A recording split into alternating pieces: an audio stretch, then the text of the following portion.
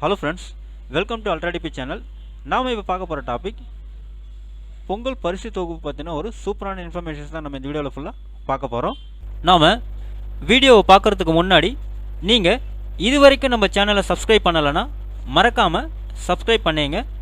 கூடவே பக்கத்தில் இருக்கக்கூடிய பெல் ஐக்கானை கிளிக் பண்ணி ஆல் அப்படின்ற ஆப்ஷனை செலக்ட் பண்ணிங்க. அப்போ தான் நம்ம சேனலில் போஸ்ட் பண்ணுற எல்லா வீடியோஸினுடைய நோட்டிஃபிகேஷன் உங்களுக்கு உடனே கிடைக்கும். வீடியோவை ஸ்கிப் பண்ணாமல் முழுசாக பாருங்கள். வாங்க நாம் வீடியோவை பார்க்கலாம். அதாவது தமிழ்நாட்டில் ரேஷன் அட்டைதாரர்களுக்கு வரும் தை மாதம் இரட்டிப்பு மகிழ்ச்சியான மாதமாக இருக்க போது எதிர்பார்க்கப்படுறதா சொல்லியிருக்காங்க. அதாவது விடுபட்டவங்களுக்கு மகளிர் உரிமைத்தொகை மற்றும் பொங்கல் பரிசு தொகுப்புடன் ரொக்கம் கிடைக்க வாய்ப்புள்ளதால் பொதுமக்கள் மகிழ்ச்சி அடைந்துள்ளதாக சொல்லியிருக்காங்க.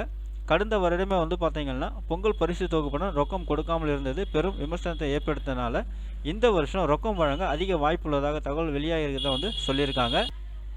அதாவது கடந்த 2021ஆம் ஆண்டு பார்த்தீங்கன்னாக்கா திமுக ஆட்சிக்கு வந்தது. அதன் பேர் 2022ஆம் ஆண்டு பொங்கலுக்கு 21 மளிகை பொருட்கள் அணைய தொகுப்பு வழங்கப்பட்டதாக சொல்லியிருக்காங்க. அதுவே கடந்த 2023 மற்றும் 24ஆம் ஆண்டு பொங்கல் பண்டிகையின் போது பார்த்தீங்கன்னாக்கா பச்சரிசி, கரும்பு, சர்க்கரை அதனோட சேர்ந்து அந்த பொங்கல் தொகுப்போடு 1000 ரூபாய் வழங்கப்பட்டது குறிப்பிடத்தக்கது அப்படின்னு சொல்லியிருக்காங்க. ஆனால் 2025 பொங்கல் பண்டிகையின் போது ரொக்கம் பணம் வழங்கப்படவில்லை அப்படின்னு சொல்லியிருக்காங்க. மாறாக 1 கிலோ பச்சரிசி, 1 கிலோ சர்க்கரை மற்றும் முழு கரும்பு அடங்கிய பொங்கல் பரிசு தொகுப்பு மட்டுமே வழங்கப்பட்டதாக சொல்லியிருக்காங்க. இது விமர்சனத்தை ஏற்படுத்தியதாகவும் சொல்லியிருக்காங்க. இந்த நிலையில தான் 2026 சட்டசபை தேர்தல் நடக்கவிருக்கிறதுனால இதனால் இந்த முறை பொங்கல் பரிசு தொகுப்பில் ரொக்க பணம் இடம்பெறும் எதிர்பார்க்கப்படுறதா சொல்லியிருக்காங்க. அதாவது கடந்த 2021ஆம் ஆண்டு அதிமுக ஆட்சியில் இருந்தபோது பொங்கல் தொகுப்பில் அதிகபட்சமாக 2500 ரூபாய் ரொக்க பணமாக கொடுக்கப்பட்டது.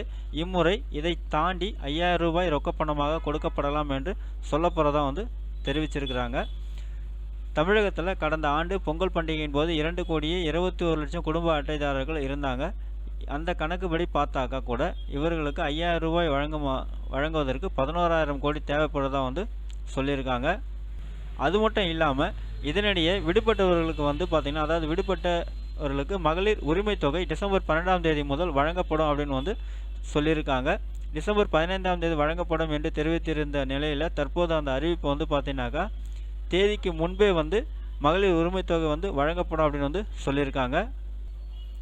இதனால் டிசம்பர் மாதம் மகளிர் உரிமை தொகை பெற்ற கையோடு ஜனவரி மாதம் மகளிர் உரிமை தொகை மற்றும் பொங்கல் பரிசு என அடுத்தடுத்து ரொக்க பணத்தை ரேஷன் அட்டைதாரர்கள் பெற இருப்பதாக வரக்கூடிய தை மாதம் அவர்களுக்கு டபுள் ட்ரீட்டாக இருக்கும் அப்படின்னு எதிர்பார்க்கப்படுறதா சொல்லியிருக்காங்க. ஓகே ஃப்ரெண்ட்ஸ், அவ்வளோதான் உங்களுக்கான இன்ஃபர்மேஷன். இந்த வீடியோ உங்களுக்கு பிடிச்சிருந்தா லைக் பண்ணுங்கள். அது மட்டும் இல்லை, இந்த வீடியோவை நிறைய பேருக்கு ஷேர் பண்ணுங்கள், கமெண்ட் பண்ணுங்கள். மறக்காமல் நம்ம சேனலை சப்ஸ்கிரைப் பண்ணிங்க. மீண்டும் ஒரு நல்ல வீடியோவில் சந்திப்போம். நன்றி, வணக்கம்.